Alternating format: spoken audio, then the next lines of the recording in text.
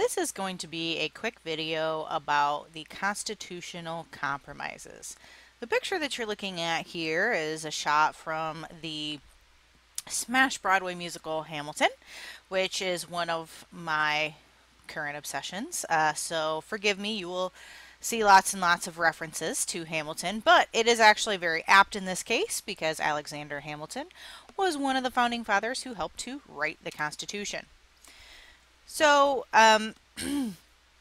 there are three main compromises that I'm going to go over today, okay? So the first one we call the Great Compromise, okay? So the Great Compromise refers to the fact that when we were writing this, there were lots of different opinions about how our legislature should be set up, okay?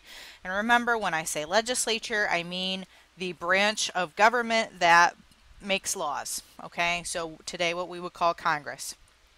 So the larger states, especially Virginia, which was one of the larger states at the time, wanted the national government, the legislature, to be based off of population, meaning that if you have more people in your state, then you have more powerful in the government. Okay, and so that was how bigger states felt. Well, smaller states, for example, New Jersey, felt like, well, listen, we're all states. We're all equal. I'm a state just like you're a state, so we should all have equal representation in the legislature. There was a man by the name of Roger Sherman. He happened to be from Connecticut, which is a very small state, who came up with this compromise that we could have two houses in the legislature, and that one would be based on representation and one will be all equal. Okay, so today we have the House of Representatives, which is the lower house of Congress, where each state's number of representatives is based on the population in that state. And then we have the Senate, where it's all equal because every single state in the Union sends 2 senators to the Senate. Okay, and that's the upper house. Okay, so we have one house that's equal, one house that's based on representation. Okay. So that was the first, well, not the first, but it's the first one I'm talking about. And it's what we call the Great Compromise, okay? The next compromise is called the 3/5 Compromise. Now, the 3/5 Compromise represents an extremely dark stain on American history because this deals with slavery, okay? So first off, there was a question, well, how do we count the population? Okay, so the northern states, of course, said, well, we want to count slaves for tax purposes, but we don't think that they should count towards representation in the House of Representatives. Okay, and the South said, well, we don't want to count them for tax purposes because we don't want to get taxed, but we do want them to give us more representation in the House of Representatives. So they each wanted them to count for different things. And so then there was a compromise that said for every, you had to have 3 slaves basically to make, that like each slave counted for a 3/5 of one person. Okay. And that was for both taxes and representation, okay? So they would get taxed on them, but they also would get more representation in the United States.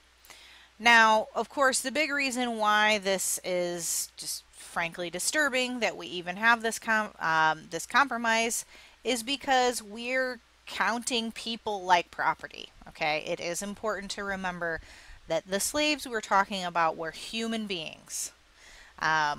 And they were counted as property, okay, which is disgusting in and of itself. Moving on. So the next compromise also deals with slavery. And this is called the Commerce and Slave Trade Compromise, okay? So basically, again, more problems concerning slavery with the North and the South, okay? This was literally a problem until the Civil War. So from the dawning of the country, we had issues between North and South over slavery. Okay, The North and South, they just had very different ways of life, okay? In the North, it was industry based. There were a lot of businesses based on importing goods from France and Spain and the United Kingdom. And also, that's where most of the banks were.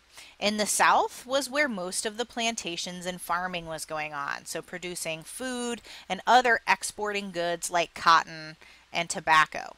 Okay, so they were very different. Okay, most, not all, but most slaves were located in the South. It's important to remember that yes, there were lots of arguments between North and South concerning slavery, but just because you lived in the North didn't necessarily mean that you were anti-slavery.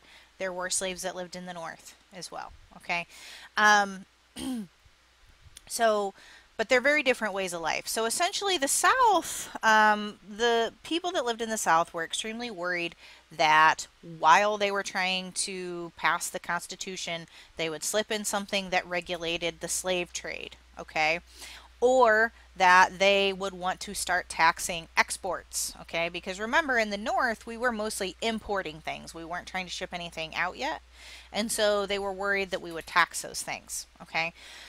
And so the Northerners were worried that because of these two things, the Southern states would not want to vote for the Constitution. And so the compromise was struck that Congress would not be allowed to tax exports. Okay, so that is something that is still in the Constitution today, that Congress is not allowed to tax our companies if they are exporting things to other countries.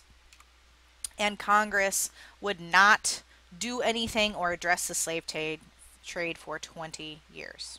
Okay, they did eventually stop the slave trade, but that didn't mean that you couldn't have slaves. It just meant that you couldn't import them into the country anymore. So now that we have this Constitution, it's all written up. Now it's all sent out to the states, and the states have to decide whether or not they're going to vote yes or no. Okay. We needed 9 states to ratify, and then it would go into effect. Okay, I don't have this in the slide, so I'm sorry about that, but you needed 9 states. But there were a lot of people who did not support this newly drafted Constitution, which I think that we find a little surprising today, because everybody kind of universally, you know, Republicans, Democrats, Libertarians, like everybody thinks the Constitution is amazing. But there were a lot of people that didn't like the Constitution, okay? So there was a lot of debate going on. In an effort to help get the Constitution passed, James Madison, John Jay, and Alexander Hamilton wrote a series of essays. And they were mostly published in New York because they were trying to convince the people in New York to vote for ratification, but they were actually published in other places as well, okay? And so they were called the Federalist Papers, okay? They still exist today. People cite them all the time because they're a wonderful insight into what the Founding Fathers were thinking when they wrote the Constitution.